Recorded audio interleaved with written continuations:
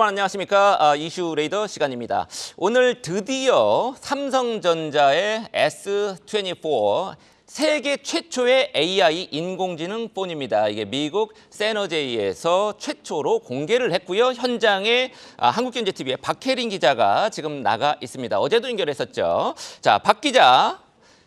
예, 지금 잘 보이네요. 어제는 그 SAP 센터 앞에서였는데 오늘은 내부에 들어가 있습니다. 예, 지금 오늘 공개된 현장 어땠습니까? 네, 최초의 AI 폰을 보기 위해 몰려든 전 세계 1,700여 명의 미디어와 인플루언서들, 관계사들로 행사장 굉장히 붐볐습니다. 갤럭시 S24 시리즈가 공개된 SAP 센터는 원래 아이스하키장으로 원형 구조를 갖고 있는데요. 바닥까지 LED로 깔리며 발표를 더 극적으로 보이게 했습니다. 행사의 포문은 노태문 삼성전자 MX 사업부장이 열었습니다. 노태문 사장은 갤럭시 S24는 세상과 소통하는 방식을 혁신할 것이다. 이렇게 단언했습니다. 노 사장은 인공지능은 모바일 산업과 우리의 생활 방식에 큰 변화를 가져올 것이라며 갤럭시가 이 변화의 문턱을 낮추는 새로운 가능성에 불을 붙이는 불꽃이라고 강조했습니다. 이어 발표자들이 갤럭시 S24의 주요 기능을 선보이자 현장에선 감탄과 박수가 연이어 쏟아졌습니다.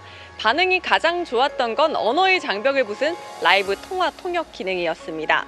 평소에 또 전화보다 메신저로 소통하는 일이 더 편하신 분들도 많죠. 통번역 기능이 채팅에도 적용돼서 13개 언어로 실시간 채팅도 자유자재로 가능한 기능까지도 추가됐습니다. 현장 시연 영상 함께 보실 텐데요. 네, 스페인어 구사자에게 영어로 문자를 보내니까 실시간으로 번역돼 소통하는 모습을 확인하실 수 있습니다. 이 기능은 기본 문자 앱을 포함해서 카카오톡과 라인, 구글 메신저 등 국내외 주요 모바일 메신저 앱과도 연동이 됩니다. 삼성전자는 AI가 인식할 수 있는 통번역 수준을 중학생 수준이다 이렇게 표현을 했는데요.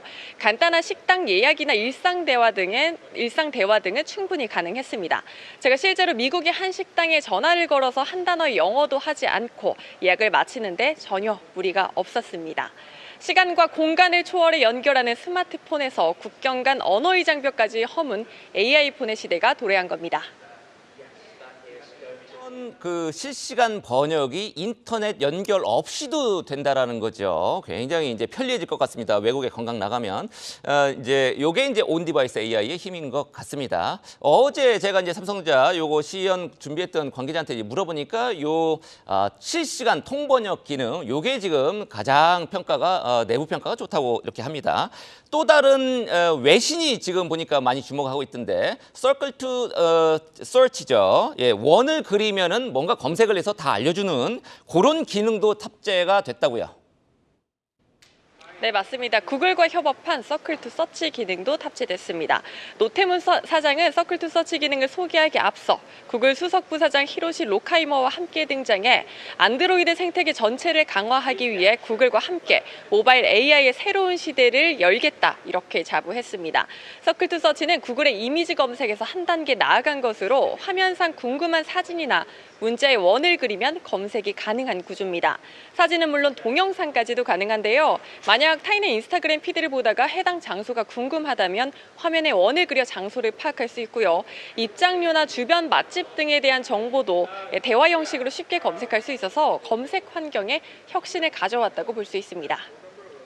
네, 뭐 갑자기 생각난 건데 제가 이제 뉴욕에 있을 때 2020년이었나요? 그때 AI 고객센터라고 카카오가 도입해서 뭐 AI랑 계속 대화하다가 아주 답답해서 죽는 줄 알았는데 지금은 많이 진보를 했고 이 삼성전자 갤럭시 폰에 탑재된 AI는 굉장히 똑똑해진 것 같습니다.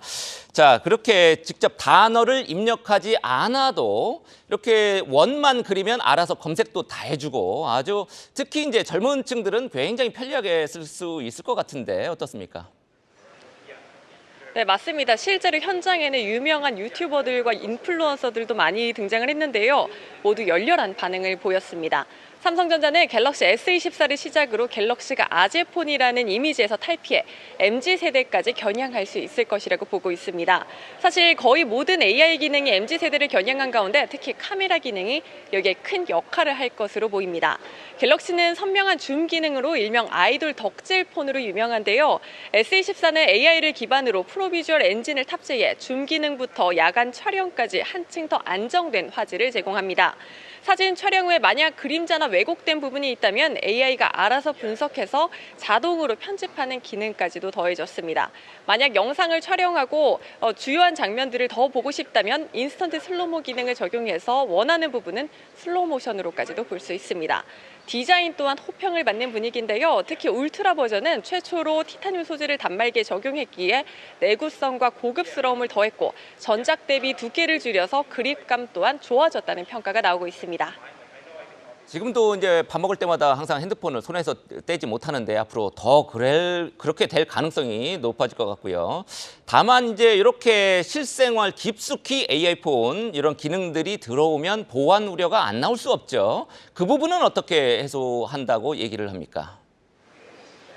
네, 맞습니다. 스마트폰이 친구였다면 AI 폰의 생산성을 대폭 향상시키기 때문에 비서나 동료 역할까지도 하면서 보안에 대한 우려가 들 수밖에 없는데요.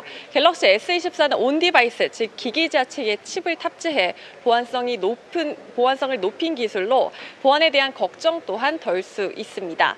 AI 기능이 대거 담겼음에도 불구하고 가격은 예상했던 대로 울트라를 제외하고 전작과 비슷한 수준으로 형성됐습니다. 네, 삼성전자가 이제 세노제이 미국까지 달려가서 거기서 엠팩 행사를 지금 개최를 했는데 뭔가 좀 재밌는 게 또 있었나요? 네, 이번 언팩의 마지막을 장식한 삼성의 새로운 웨어러블 기계 갤럭시 링을 신 스틸러로 꼽겠습니다. 행사 막바지에 갤럭시 링의 티징 영상이 깜짝 공개되자 1,700여 명의 참석자들이 모두 탄성을 질렀습니다. 갤럭시 링은 반지 형태의 웨어러블 기기로 그동안 출시설만 나왔었는데요. 이렇게 삼성이 갤럭시 링의 이미지를 공식적으로 공개한 건 이번이 처음입니다. 링의 구체적인 성능이나 스펙까지 밝히진 않았지만 헬스케어 웨어러블 기기로 기본적인 건강 측정 기능을 제공하고요. 휴대폰과 XR 헤드셋과도 연동돼 기기를 제어할 수 있을 것으로 관측되고 있습니다. 아, 반지의 제왕인가요? 예, 반지를 가지고 상당히 많은 반지 안에다 그런 상당히 많은 기능을 넣었다는 건데 실제로 나오면은 저도 한번 껴보고 싶고요.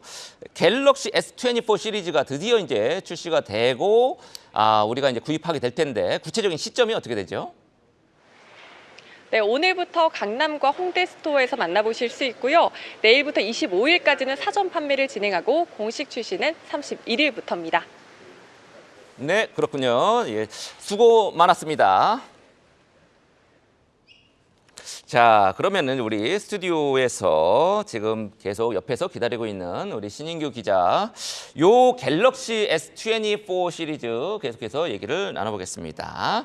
노태문 사장, 좀 전에 이제 우리 화면에서 보셨습니다만 세계 최초의 모바일 AI 폰 요거 천명을 했단 말이죠. 어떤 의미가 있죠? 외신에서도 이 AI와 폰 여기에 대해서 지금 삼성이 얘기를 하고 있는 걸 주목하고 있습니다. 그리고 시장에서도 이 갤럭시 S24, 갤럭시 S24가 갤럭시 S7 이후에 가장 많은 판매량을 S 시리즈 중에 기록할 것으로 봅니다. 이번에 카운터 포인트 같은 경우는 올해 3,600만 대 정도 S24가 기록할 수 있을 것이다 이렇게 봤고요. 이런 전망들이 맞아 들어간다면은 삼성전자로서는 이 갤럭시 효과로 반도체 개선, DS 산업 부분에 생각보다 빠른 실적 개선 효과가 있을 수 있다라는 얘기들이 나오고 그리고 이 최초의 AI 폰이라고 삼성전자가 홍보를 강하게 하고 있지 않습니까? 이런 홍보 효과가 판매로 증명이 된다면 이 온디바이스 AI 생태계에도 굉장히 긍정적인 투자 심리가 있을 것이다라는 긍정적인 전망이 증권가에서 나오고 있습니다. 네, 그렇군요. 신 기자 지금 전화기 뭐 씁니까? 아이폰 쓰시나요? 저는 일을 해야 되니까 삼성폰을 쓰고 있습니다. 아, 네, 갤럭시 폰을 쓰고 있군요. 저도 좀 오래된 갤럭시 폰을 쓰는데 바꿔야 되는데 고장이 안 나가지고 어쩔 수 없이 오래된 걸 쓰고 있습니다. 이 이제 지금 AI 폰의 가장 큰 특징이 온 디바이스 AI. 우리가 여기 주목 안 할 수가 없죠. 우리 증시도 계속 주목을 해왔는데 요 시장이 계속 커지고 있죠. 맞습니다. 실제로 이 성장성이 데이터로 조금 보여지는 면이 있습니다. 이 GMI라고 시장 조사 업체인데요. 세계 온디바이스 AI 시장 추이가 어떻게 되나 봤더니 2022년에는 아직은 그렇게 크진 않습니다. 50억 달러 정도 되는데 이게 10년 뒤에는 700억 달러 정도로 늘어날 것으로 봅니다. 그렇게 되면 이거는 연평균 20%씩은 성장할 수 있는 잠재력이 있다는 얘기고 이 온디바이스라는 거는 이 저희가 방송에서도 많이 좀 전달을 드렸습니다만 클라우드나 인터넷 연결 없이도 기기 자체에서 AI 기능이 있어서 이 사용자들의 데이터들을 수집하고 파악해서 정말로 이 집사 같은 그런 폰이 되는 거니까 이게 신규 수요를 창출할 수 있다면 관련주들 당연히 기대감이 좀 높아질 겁니다. 네, 그러니까 2032년까지 우리 돈으로 뭐 거의 한 90조 원 정도의 시장을 온디바이스 AI 쪽이 이제 형성할 것이다. 예, 온디바이스 AI만 그렇게 시장을 형성할 것이다. 네. 이런 전망이 있다라는 거고요.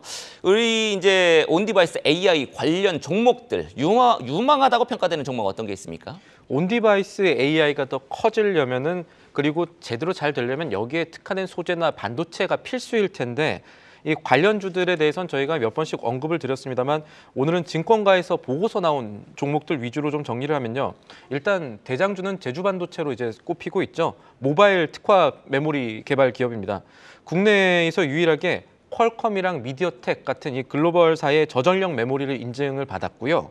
하나증권 같은 경우는 이 회사가 글로벌 온디바이스의 선도 업체라고 봤었고 SK증권 같은 경우는 원래 제주반도체 본업이 안정적이었는데 온디바이스 모멘텀이 더해질 것이라고 봤습니다. 그리고 온디바이스 AI를 구현하기 위한 장비 업체에 대해서도 투자 심리가 그동안 많이 좋았었습니다. 왜냐하면은 그동안의 증시 하락 속에서도 제주반도체 같은 경우는 430% 이상 상승하는 기업을 토하기도 했고 뭐 태성이라든지 다른 기판 만드는 기업들도 다 좋았었는데 제주반도체는 뭐 그러니까 1년 만에 한 5배 이상 뛴 건가요?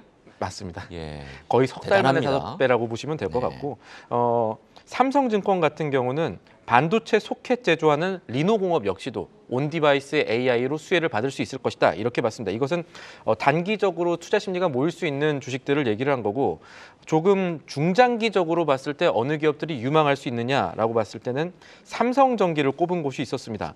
이 내년 실적을 기대하면서 중장기 온디바이스 AI 수혜를 받을 수 있다는 것이고요. 이 결국 지금 최근에 단기적으로 온디바이스 주식 왜 올랐느냐 물어보면 다들 CES 그리고 갤럭시 언팩 기대감이 있다라는 해석들이 많이 나오고 있습니다. 이번에 밝혀진 것으로 이 재료들이 일단 1차 종료가 된 이후에도 이 투자 심리가 이어질지도 주목할 부분입니다.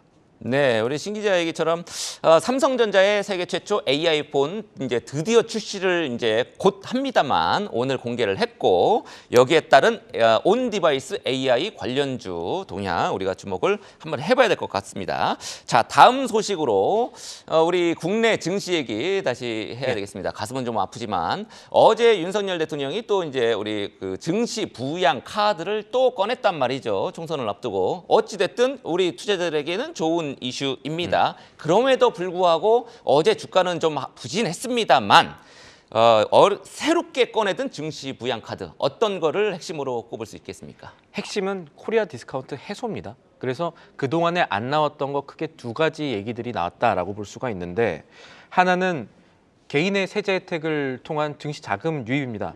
개인 종합자산관리계좌 ISA라고 하죠. 이 ISA를 통해서 개인 투자 유인을 늘린다라는 것이고 또 하나는 이것은 경제적으로도 좀 큰 이슈가 될 수도 있겠는데 기업 입장에서 주가 피터팬 증후군이라고 할까요? 일정 이상으로 주가가 너무 올라가 버리면 지배구조 문제를 갖고 있는 혹은 가업 승계가 부담이 되는 세금이 높으니까요. 기업 입장에서는 아무래도 주가 너무 올라가면 꺼려하는 상황들이 있었는데 이것을 코리아 디스카운트의 하나의 요인으로 보고 상속세를 완화하는 식으로 이런 것들을 해결해 보자라는 문제의식이 정부에 있는 것으로 보입니다. 그랬군요. 최근에 뭐 넥슨 같은 경우에도 이제 상속세 때문에 기업 이제 경영권이 넘어가는 그런 아주, 일들이 있었죠. 예, 웃기는 얘기도 있었죠. ISA 제도 뭐 일본에도 이제 비슷한 제도가 있습니다. 하나의 이제 도구를 만들어 놓고 그 안에 이제 돈을 넣어 놓으면 일정 금액 비과세 또는 이제 세금 감면 혜택을 주는 니사 제도가 있는데 한국에는 ISA 제도가 있단 말이죠. 네. 요거를 그러니까 한도를 확대하겠다. 맞습니다. 요 얘기를 했단 말이죠. 요게 증시 부양책으로 우리가 얘기를 할 만한 요인이 뭐가 있을까요? 방금 설명 잘 하셨는데, 그러니까 예금이랑 적금 그리고 사실 뭐 ELS 같은 파생결합 증권까지 다 담을 수 있는 통합 계좌입니다. 여기에 돈을 넣으면은 이 이자 수익이라든가 배당 수익 일부 비과세 해주겠다는 건데 국내 주식은 어차피 뭐 거의 비과세이긴 합니다만 배당 같은 거는 이제 우리가 세금을 내야 되니까 그렇습니다. 그것도 이제 비과세 해주겠다는 거죠. 하나는 더 봐야 되는데 의무 한도 기간을 채워야 된다는 점도 보셔야 되긴 한데 지금 얼마나 이 ISA를 활성화시키겠다라고 얘기를 했는지 봤더니 ISA 납입 한도가 사실 정해져 있습니다. 세금 너무 많이 혜택을 주면은 정부 입장에서도 부담이 되니까 그동안의 납입 한도가 기존에 연 2천만 원 그리고 전체로는 한 1억 원 됐었습니다. 이것을 납입 한도를 연 4천만 원, 그리고 전체 한도는 2억 원으로 2배를 늘리기로 했고요. 이자 소득에 대해서 비과세 한도 얼마나 해줬냐? 현행 보면은 일반형과 서민형 이렇게 나눴었는데 일반형 같은 경우는 기존 200만 원에서 500만 원으로 비과세를 해주기로 했고요. 한도를 높여주기로 했고요. 서민형 같은 경우는 400만 원에서 1,000만 원으로 해주기로 했습니다. 그러니까 비과세 한도 두 배도 더 넘는 2.5배 늘리기로 한 겁니다. 네. 그리고 국내 주식 펀드만 투자하는 국내 투자형 ISA도 신설합니다. 이것은 고액 자산가들을 위한 아마 혜택이 될 겁니다. 기존에는 이 ISA 가입이 이자 소득 배당이 한 2천만 원 이상 넘어가는 금융소득 종합과세 대상자 같은 경우는 가입이 안 됐었습니다. 근데 이 상품은 가입이 됩니다.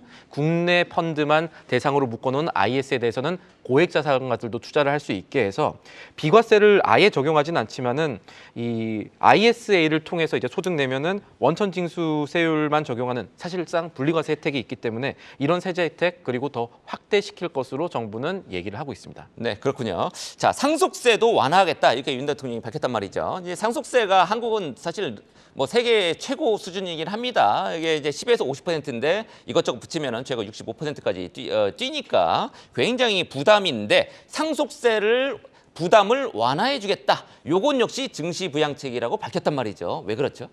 사실 상속세라는 것이요. 우리나라의 역사를 보면 약간의 징벌적 과세 느낌이 있습니다. 왜냐하면 광복 이후에는 우리나라 상속세 경우에 따라서 90%까지 책정된 경우가 있었습니다. 왜냐하면 그 당시에는 이제 친일파들의 재산을 어떻게 해야 되는 문제가 있었는데 그런 역사 때문에 우리나라 상속세가 조금 높은 것은 사실이고 관련해서 윤 대통령 말 직접 옮겨보면요. 소액주주는 주가가 올라야 이득을 보지만 대주주 입장에선 주가가 너무 올라가면 상속세를 어마어마하게 물게 된다. 그래서 재벌 대기업 아니더라도 웬만한 상장 기업들이 가업을 승계한다던가 이런 경우에 주가가 올라가면 가업 승계가 불가능해진다. 그래서 우리나라에 독일 같은 강소기업 별로 없는 것이라고 지적을 했습니다. 네, 맞는 얘기네요. 그 부분들은 이제 저희가 이제 얘기를 또 해왔던 것들이기도 하고 그래서 이런 과도한 세제는 결국은 중산층 서민에게 피해 오는 것이다. 그래서 국민들께서 다 같이 이런 거를 인식을 해주고 공유를 해야 세제 개혁하면서 코리아 디스카운트 해소할 수 있다라고 했는데 대통령이 이렇게 우리나라 증시가 다른 나라 대비 좋지만 코리아 디스카운트에 대한 문제의식은 이런 쪽으로 갖고 있는 것인데 결국 기업 입장에서 주가 상승을 꺼려할 걸림돌을 치워주는 식으로 방점이 맞춰졌다 이렇게 볼 수가 있겠습니다. 네, 잘 알겠습니다. 지금까지 신인규 기자였습니다.